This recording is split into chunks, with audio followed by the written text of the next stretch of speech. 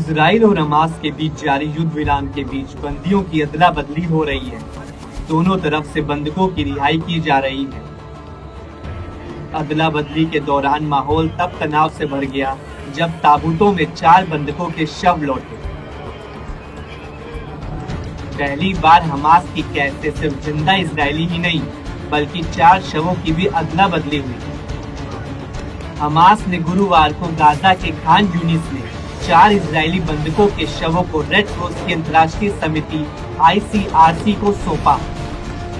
ICRC के एक प्रतिनिधि ने एक नकाबपोश लड़ाके के साथ मिलकर एक मंच पर दस्तावेजों पर हस्ताक्षर किए जिसे सौंपने के लिए बनाया गया था। बताया जाता है कि शवों में सबसे कम उम्र के बंधकों में एक शिशु और उसके 4 वर्षीय भाई के भी शव शामिल हैं, जिन्हें हमास ने 7 अक्टूबर साल 2023 को दक्षिणी इजराइल पर अपने कब्जे में ले लिया था।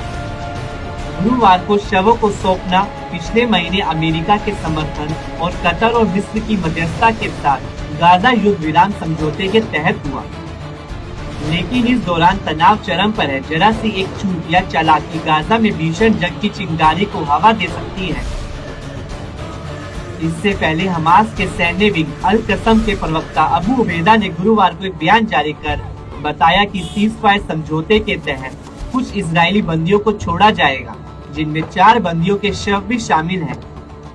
उन्होंने दावा किया कि इजरायली हमलों से पहले ये सभी बंधक जीवित थे, तो वहीं इजराइल के प्रधानमंत्री ने गाजा पर हमले शुरू करने से पहले साफ कर दिया था कि वे अपने नागरिकों को किसी भी स्थिति में वापस लाएंगे, चाहे वे जीवित हो या मृत। हमास को इजराइल के नागरिक वापस करने ही होंगे। फिलिस्तीनी मीडिया रिपोर्ट्स के मुताबिक कैदी विनिमय समझौते के तहत शनिवार को 602 फिलिस्तीनी कैदियों और बंदियों को रिहा किया जाएगा। इनमें 157 कैदी ऐसे हैं जो आजीवन कारावास की सजा काट रहे थे, जबकि 445 गाजा से जुड़े बंदी हैं। बहरहाल गाजा सीज फायर का पहला चरण पूरा हो चुका है।